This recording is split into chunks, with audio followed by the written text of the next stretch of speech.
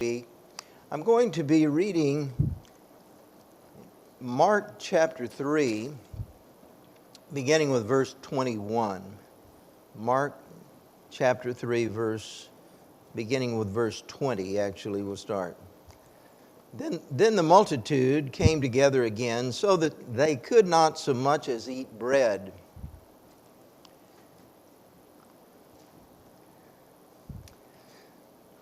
But when his own family heard about this, they went out to lay hold of him, for they said, "He is out of his mind."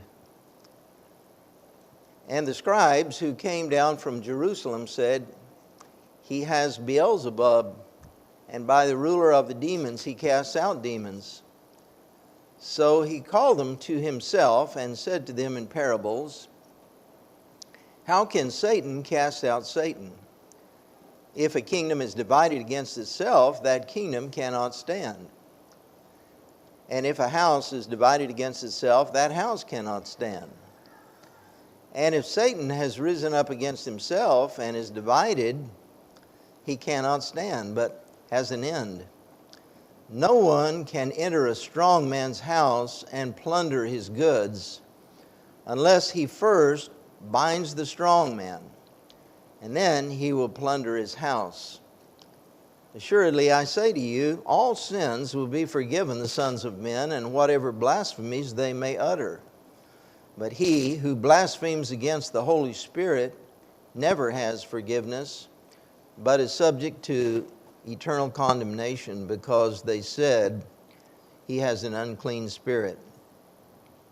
Then his brothers and his mother came, and standing outside, they sent to him, calling him, and a multitude was sitting around him, and they said to him, "Look, your mother and your brothers are outside, seeking you."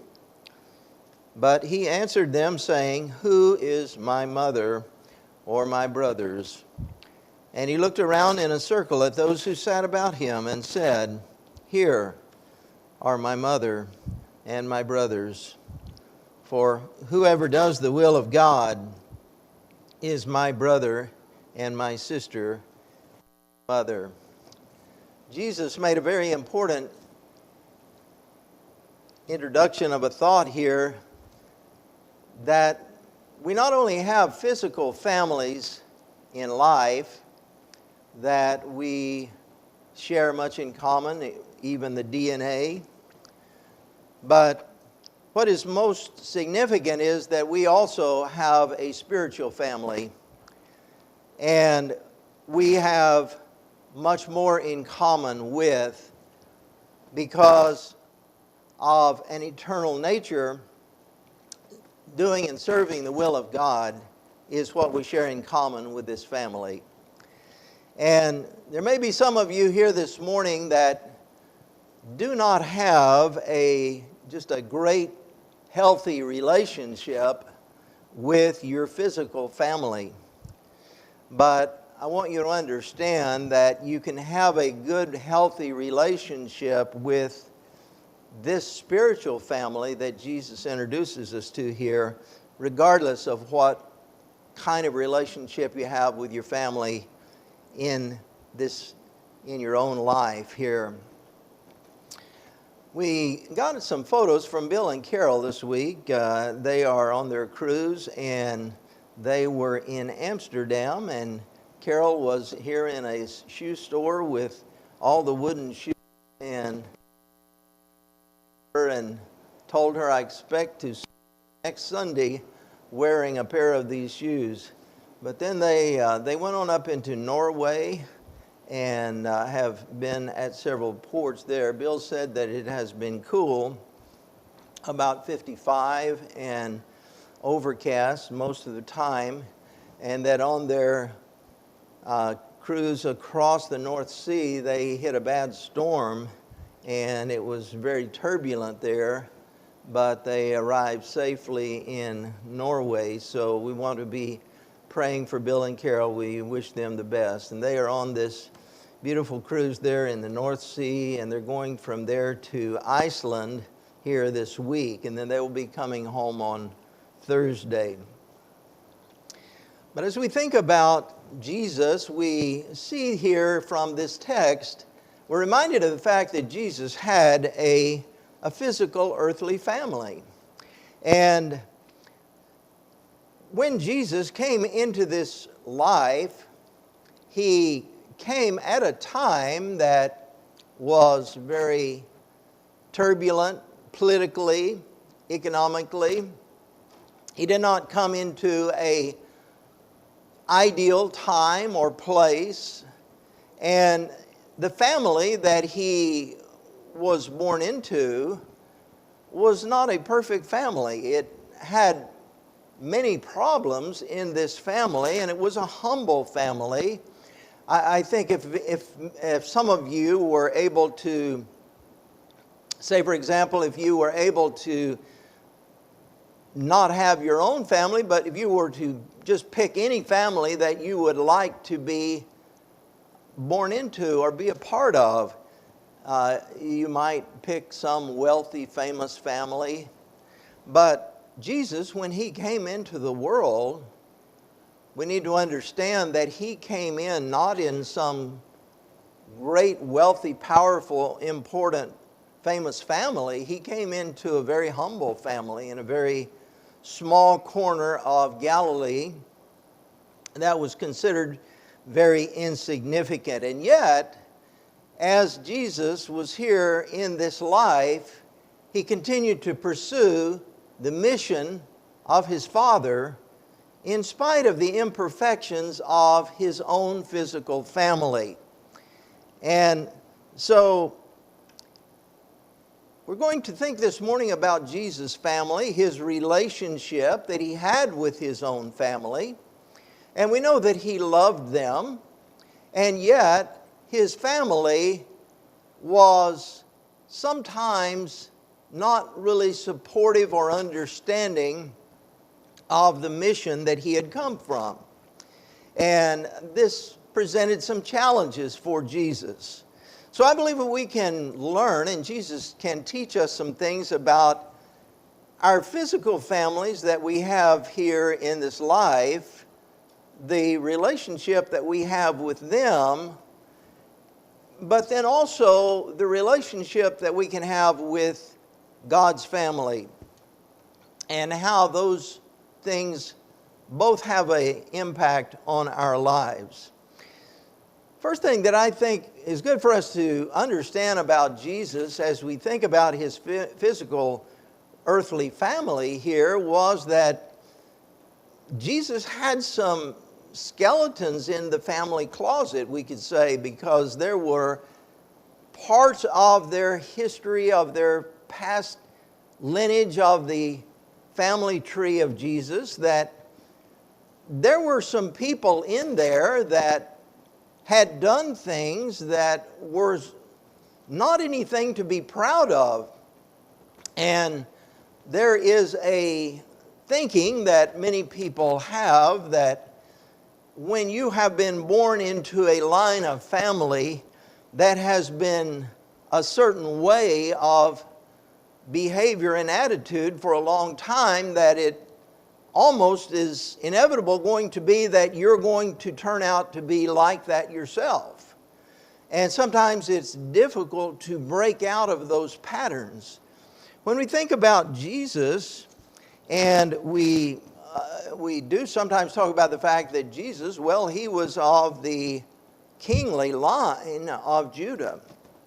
And that was true, that you could trace from Jesus going back to King David. But also it was true that in the family of Jesus, when you go back even before that, you began to see that they were very flawed people. And that if you take, for example, Abraham, that in Genesis chapter 12, we see that Abraham went down to Egypt and lied about his wife, saying that she was his sister.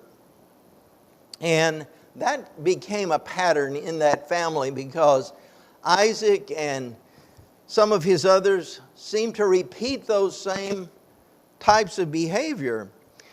When we come over to Genesis chapter 27, you read about Jacob there. And Jacob, he was known as a deceiver. Just like Satan is known as a deceiver. That Jacob had a reputation that he lied to his own father and he lied to other people. When we come to Genesis 38 and it talks about Judah, one of the sons of Jacob, we find that he went into a harlot and conceived a son by her, and her name was Tamar, and she became part of the genealogy of Jesus that is recorded. And you can even follow it down to King David himself. And King David, well, he was an adulterer. And he even murdered the man that he committed adultery with his wife. And you can look at the genealogy of Jesus all through the Old Testament and see that there is a side of that family that was nothing to be proud of. And yet this was the family that Jesus had here on this earth. Sometimes, maybe some of you have been to a family reunion, where the whole family comes together.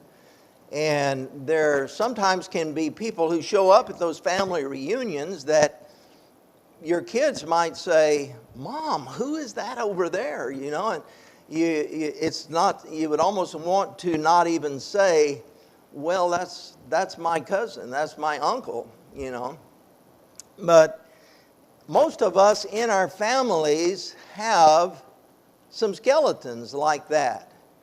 That there are people in all of our families that are not perfect and none of us are perfect. But here was Jesus, and the thing that we learn from Jesus, I believe, is that you don't have to repeat those same tendencies in your family's past.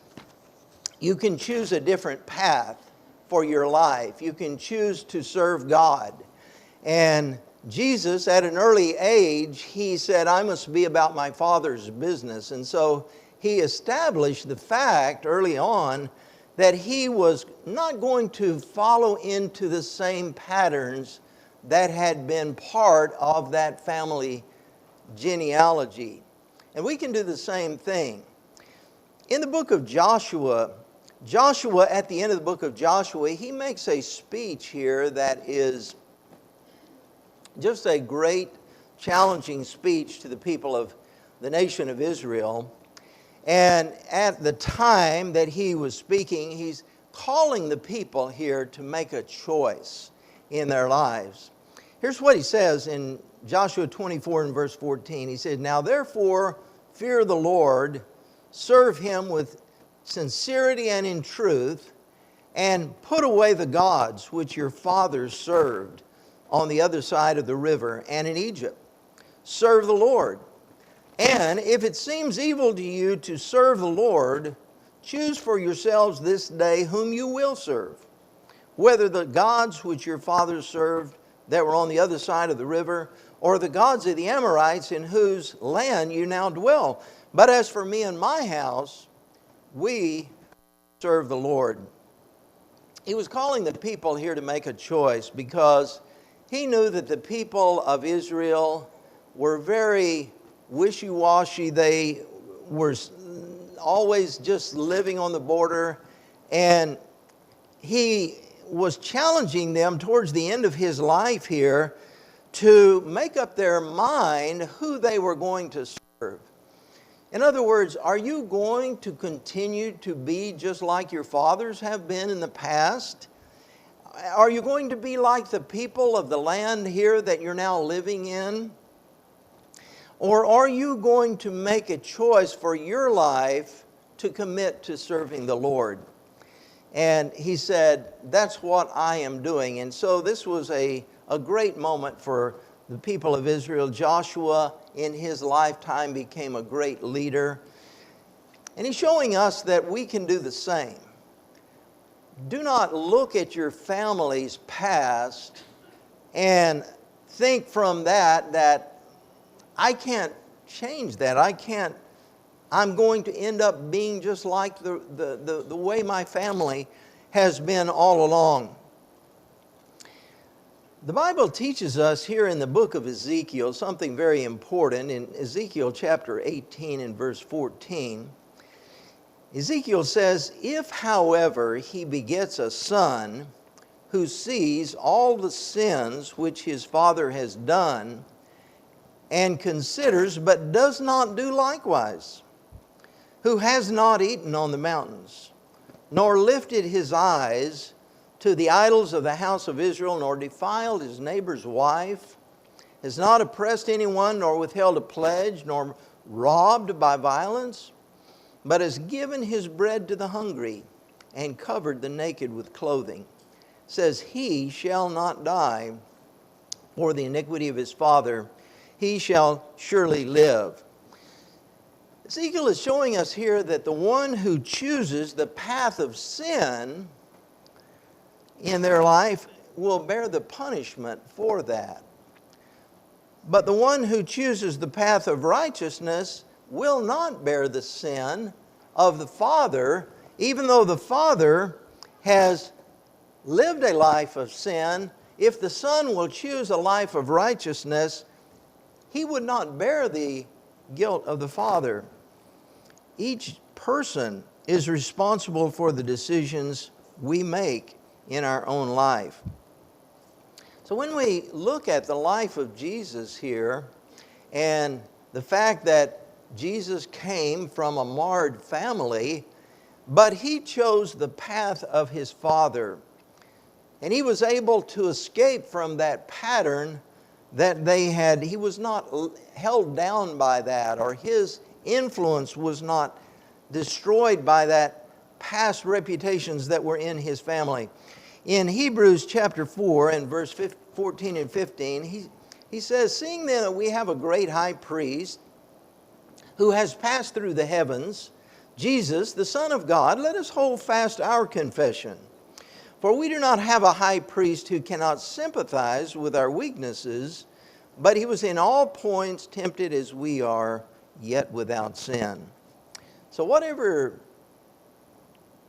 sins and destructive tendencies there were within the family of Jesus, we know that he chose a different path for his life, and therefore he was able to continue to faithfully serve God and carry out the great mission that he had come, the redemption of mankind. And I believe that's something that maybe some of us need to think about more in our lives, is what path am I choosing in my life? Am I making the decisions for myself? Or am I simply going through my life and here's the way my family has been doing things for a long time,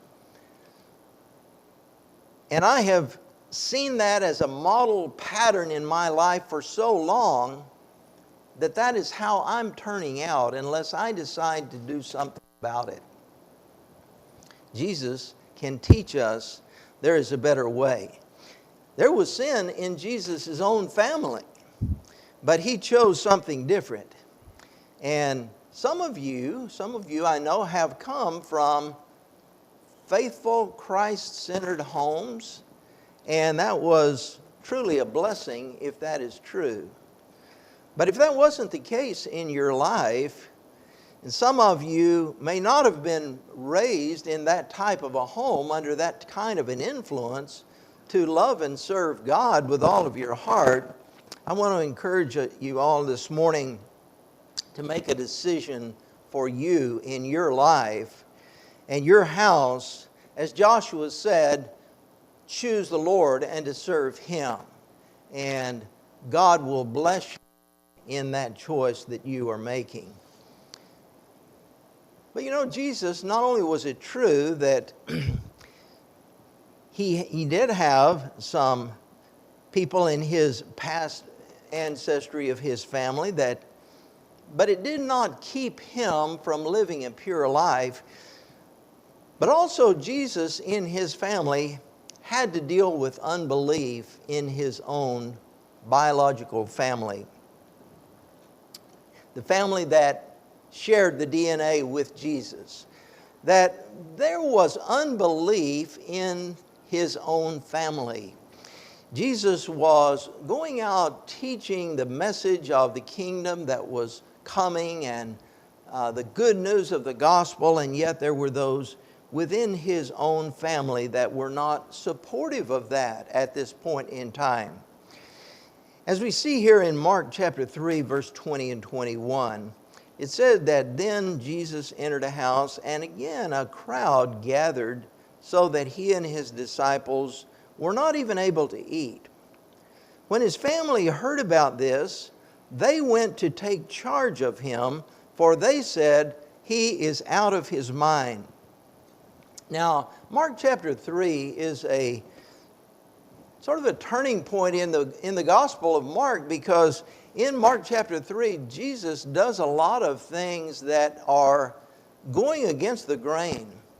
Things that are, he's introducing things into the way of life of the people of Israel to show them that God's will is going to have to take place above the traditions that they have been following.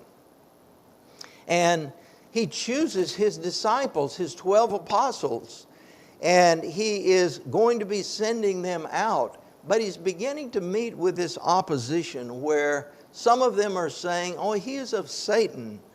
And so Jesus, in his own family, was finding that there were some of his mother and his brothers that were becoming very concerned about him. And as they were watching Jesus, they were seeing that many crowds of people were surrounding him, and here they could not even eat their food because of this. So they were becoming worried about Jesus. And they said, "He is out of his mind." Well, this shows us that the family of Jesus here, even his brothers and his mother, were questioning what he was doing, the way that he was living, the choices that he was making. They were not really supportive of it. They had seen in Israel in the past people who would rise up and call themselves messiahs, and they knew what was going to be coming if he continued that line of talking that he was saying among the people. And they were beginning to be concerned about him. They wanted to come in and get him out of there and get him back to a safe place. Well, can you imagine that here is the Son of God who has come down to this earth and lived a perfect life, and yet his own family did not believe in him. They didn't believe the things he was saying, the mission he was sending. They didn't believe it was safe. What he was doing, it troubled them. What he was getting himself into, and seeing the rising opposition that it was inviting, they were really concerned and worried about him. A little bit later in John chapter 7, it was the time for the feast here, the Feast of the Tabernacles. John chapter 7. It says, "After these things, Jesus walked in Galilee, for he did not want to walk in Judea, because the Jews sought to kill him. Now the Jews' feast of tabernacles was at hand. His brothers therefore said to him, 'Depart from here and go into Judea, that your disciples also may see the works that you are doing. For no one does anything in secret while he himself seeks to be known openly. If you do these things, show yourself to the world.' For even his brothers did not believe in him. So Jesus was continuing to pursue his purpose and his mission. And as time went on, he was coming closer to the fulfillment. Time when he knew what was coming, that he was going to be laying down his life for the world. And yet it was not time at this time, the Feast of Tabernacles, though Jesus needed to go down to Jerusalem and attend the feast. And his brothers began to sort of egg him on here, that they are saying, why don't you, if you really are who you say you are, why don't you make a public display of yourself? Go out in the open and really put it all out there for people to see. Do it in a more flashy way for the world to know who you are. Well, why were they doing that? It tells us that it was because they did not believe in him. So they were not supportive of Jesus. They were saying, come on down here to the Jerusalem, just get out there in the open and show everyone who you're claiming to be. But that isn't the way Jesus was wanting to go about this. Jesus was being very intentional in his ministry. He was following the time that God had in mind for him to make this appearance and for the hour to come when it was right in the eyes of the Lord. He knew that if he went down to Jerusalem in the way they were saying, the Jews would try to kill him, and it was not the proper time. So here was Jesus pursuing the ministry that God had given to him, and yet here was his own brothers that were challenging him to do it in a way to make a public statement of it. The thing that we learn, though, as we look at Jesus is that he did not let those things cause him to turn aside from the mission that he was on. He continued faithfully, doing just exactly what he knew the Father wanted him to be doing. He did it in the right way, in the right time. And what we find is that as Jesus kept focused on his mission, the unbelief within his family began to change. And as the story ends in the book of Acts, we find that his family now were becoming believers. Because in Acts chapter 1 and in verse 14, it says, "These all continued with one accord in prayer and supplication with the women and Mary, the mother of Jesus, and with his brethren." So, yes, Jesus had some skeletons in the family closet that he had to live with that background of his family throughout his life. He even had his own brothers and his mother that weren't always supportive of him. And as much as he loved them, Jesus did not let that stop him from the mission that he needed to be on. Jesus did not stop in the middle of his ministry and say, "Oh, my brothers and my mother, they aren't fully behind what I'm doing. I need to put everything on hold here and go home and spend more time with them and make sure that they are okay before I come back out and continue on his ministry." Instead, Jesus continued to stay focused on the ministry that he knew was before him. And as we look at his life, what we can conclude is that what mattered most to Jesus in the long run was not his physical family, but it was his spiritual family. That Jesus wanted to identify himself above all things with those who were his followers, those who were listening to the Word of God and showing the interest and the desire to do God's will. In Mark chapter 3 and verse 31, says here toward the end of this reading, "Then his brothers and his mother came, and standing outside, they sent to him, calling him. And a multitude was sitting around him, and they said to him, 'Look, your mother and your brothers are outside seeking you.'" Now, they came here to this house where Jesus was inside, surrounded by many people. And it says that there were a crowd of people sitting there around Jesus, listening to him. We know from that these were disciples. They were people who, that's where a disciple is supposed to be, sitting at the feet of Jesus. And that's true in our lives also, that being the disciples of Jesus, we need to sit at the feet of Jesus and listen to him. But his family is standing on the outside of the house, and they can't really get to him. It's so crowded. But someone came to Jesus and told him, said, "Look, your mother and your brothers are outside, and they would like to see you, and they would like to talk with you." But I think it's interesting the response that Jesus gave here. It says, "But he answered them, saying, 'Who is my mother or my brothers?' And he looked around in a circle at those who sat about him and said, 'Here are my mother and my brothers. For whoever does the will of God is my brother and my sister and my mother.'"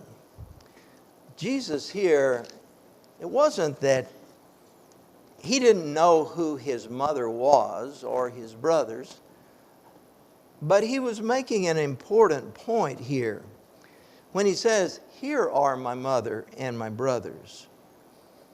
Because he's saying, whoever does the will of God, they are my true family. It was at a time here then in Jesus' life when his own family really did not seem to grasp or be in support of what Jesus was doing. Jesus didn't give up on what his purpose was, but what he did say is here, very important, these people who are listening to the gospel, these are my real family, those who submit to the will of God. That is the family that Jesus emphasized above everything else in his life. Like I say, there are many people today who do not have a very good relationship with their family. And what this is teaching us, I believe, is that we need to emphasize our spiritual family. We need to look to our spiritual family and find deeper and more meaningful relationships there. Not that we are to ever turn away from our earthly families. That's not the point.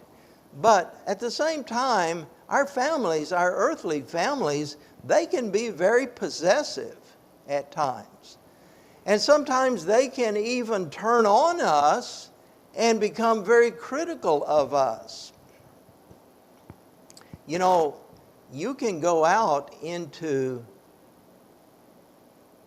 among other people, and occasionally someone might say something that would hurt you directly.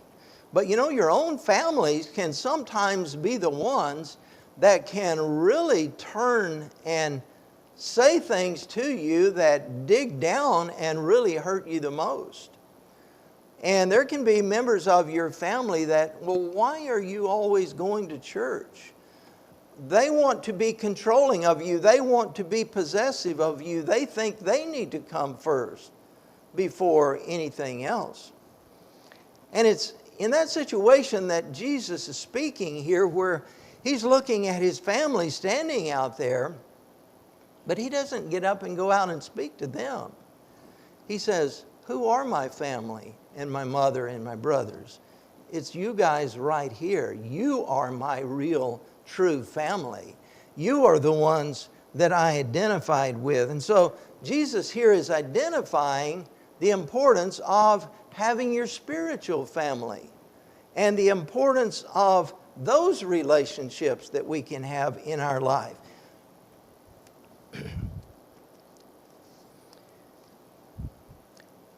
When we turn over to 1 John chapter 3, Jesus is showing us that we can all be part of this spiritual family and have this deeper, more meaningful relationships that we have with our brothers and sisters in Christ, that it may be even a more meaningful relationship in your life than you have with your own family.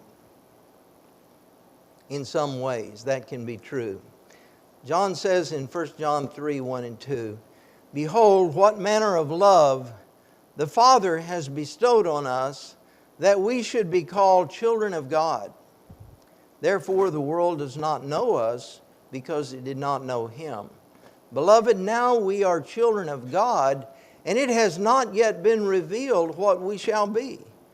But we know that when He is revealed, we shall be like Him, for we shall see Him as He is."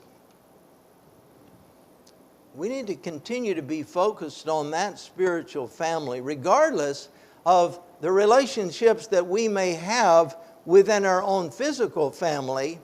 And I'm talking about brothers and sisters, cousins, grandparents, the extended families that we have.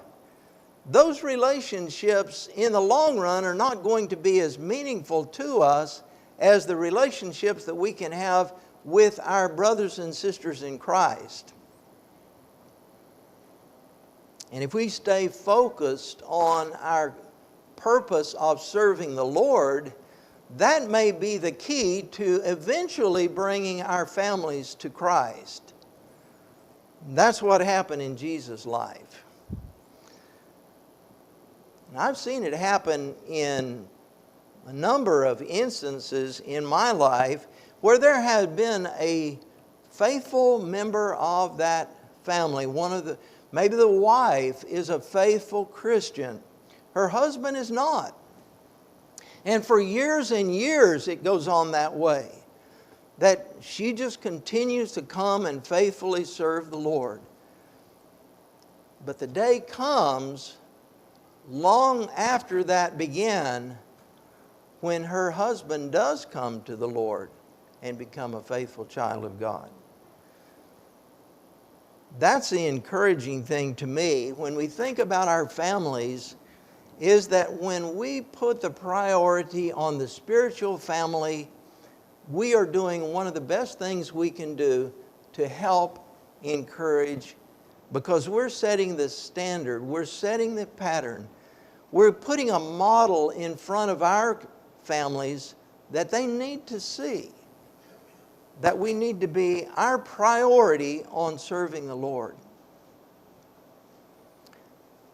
And the thing that is also encouraging is when we read here in Hebrews 2 and verse 11, what Jesus says. He says, "For both He who sanctifies and those who are being sanctified are all of one, for which reason He is not ashamed to call them brethren." You realize what that is saying to us is that when you are in Christ, Jesus is not ashamed to look at you and say, "You are my brother. You are my sister. You are my family." And